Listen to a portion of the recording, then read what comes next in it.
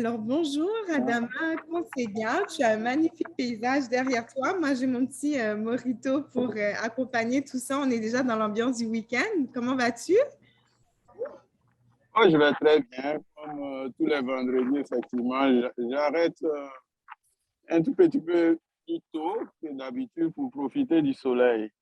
OK. Mais bon, tu vois, je ne suis pas seul. Il a compris mon stress, notre cher Mangolus, et il refuse de descendre de mon épaule.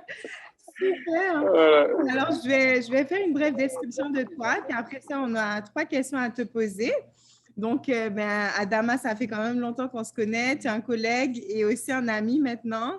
Tu es marié, tu es père, tu es économiste et à côté de ça, tu es entrepreneur. Donc, tu es le propriétaire du restaurant La Calebasse sur la rue Miran à Sainte-Foy, à Québec. Et on a voulu faire une petite entrevue pour connaître en fait c'est qui est derrière nos points de vente de Yafé. Donc, est-ce que tu peux nous parler du restaurant La Calebasse?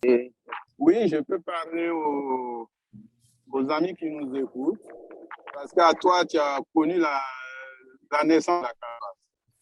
Donc, la belle histoire entre Yafé et la Calebasse, c'est que on est parti presque ensemble et puis on n'a pas mis du temps à comprendre que notre premier anniversaire devait être fêté ensemble. Et puis, depuis lors, la Calebasse fait son chemin. C'est un restaurant d'abord qui a une longue histoire dans la ville de Québec, auquel on a accolé une épicerie fine pour pouvoir satisfaire les génies en herbe qui veulent eux-mêmes faire des plats exotiques. Donc, restaurant africain avec une épicerie fine.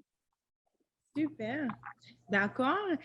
Donc, tu as parlé de Yafé qu'on a commencé quasiment en même temps, nos débuts. On a aussi même fêté notre premier anniversaire ensemble. Est-ce que tu peux nous décrire brièvement c'est quoi exactement le partenariat entre Yafé et puis la Calebasse? Depuis combien d'années, entre autres aussi? Mais je crois que c'est quelque chose de beau qui est venu naturellement. C'est un partenariat qui n'est pas venu comme une solution d'affaires, mais je me rappelle que pendant que nous, on cherchait notre chemin sur la nouvelle adresse sur Miran, on avait participé à une exposition que Yafé avait organisée à Lucien Born, n'est-ce pas? Oui. Et tout est parti de là, on a compris que ce qui nous manquait se retrouvait chez Yafé. Et naturellement, on a voulu se compléter. Et nous, on s'est engagé à ne pas vendre du tout de produits qui dévalorisent la beauté noire, à savoir les mèches et tous les produits éclaircissants. Et en retour, on avait donc un département complet de produits naturels et nappies. Je pense que tu en parlerais mieux que moi. Donc, depuis Bien ça. 2013, Oui, on en fait donc un credo.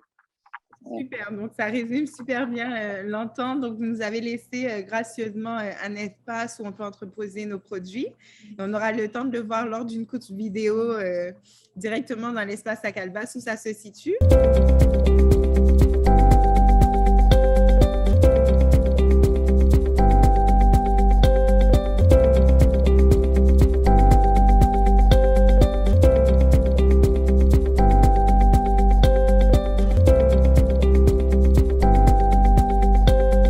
Alors, Adama, tu as reçu un prix l'an passé de l'entrepreneur noir de l'année en 2021. On tient tout d'abord à te féliciter, hein, c'est une super belle nouvelle. Et il y a beaucoup d'immigrants ou tout simplement de jeunes qui se lancent en affaires et toi et moi, on n'est pas sans savoir qu'il y a son lot de défis. Et on dit que dans les 5 premières années, ben, c'est là qu'on voit si les entreprises passent le cap ou pas. Parce que la majorité des entreprises ferment dans les 5 premières années. Donc, vous avez passé ce cap-là. Et j'ose te poser la question, mais selon toi, quelles sont les clés de la réussite en entrepreneuriat? Tout d'abord, merci. Merci, ça nous représente bien lorsque on a des histoires de succès à raconter. Pour ce qui est du prix, Et on en saura plus en fin avril. Ils feront, parce que pour l'instant, c'est une nomination. Mais ce qui m'a beaucoup fait plaisir, parce que jusque-là, j'ai eu des reconnaissances, mais circonscrites au niveau de Québec. Et là, c'est effectivement une reconnaissance au niveau canadien pour ce que l'équipe de la Calvasse et moi, on réalise. Alors, en attendant la suite de ça, et mon cheminement, je pense qu'en entrepreneuriat, ce qui m'a beaucoup aidé, c'est de ne jamais voir l'entreprise comme un défi à part. Ça faisait naturellement partie de moi et de mes histoires de succès et d'échecs. Donc, quand tu vois ça comme ça, et le reste devient naturellement. Parce que pour moi, on est tous entrepreneurs. Hein? Tant que dans nos vies, on produit quelque chose, que l'on livre sur un marché, que ce soit du savoir pour l'employeur ou plus quelque chose de plus matériel, on a des défis à relever. Donc, on est content. Ça n'a pas été facile. Toi, tu en sais des choses. Mais en usant de vision et puis en s'entourant des bonnes personnes, je suis fier de dire que oui, dans un an, on fêtera nos 10 ans. Wow. Ce qui est très beau. Donc, on est là pour durer et puis je pense qu'on a bien des projets pour l'avenir. Oui, bravo, félicitations encore, Adama. Est-ce que tu aurais une dernière chose que tu aurais voulu nous dire?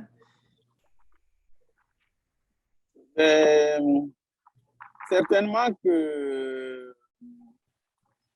pour ceux qui veulent se lancer en entreprise, savoir tout simplement que pendant la première année, chaque jour que je me réveillais, je me disais c'est le dernier.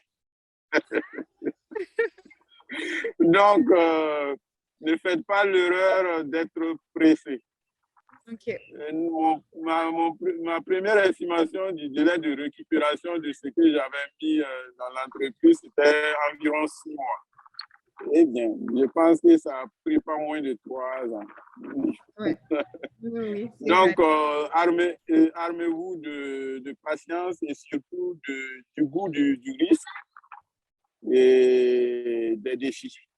Après, ça devient un match aussi palpitant qu'une finale de soccer. Ah, belle image! Super! Mais merci encore, Adama. On espère encore qu'on aura de longues années de partenariat. On se plaît vraiment bien à la Calvasse.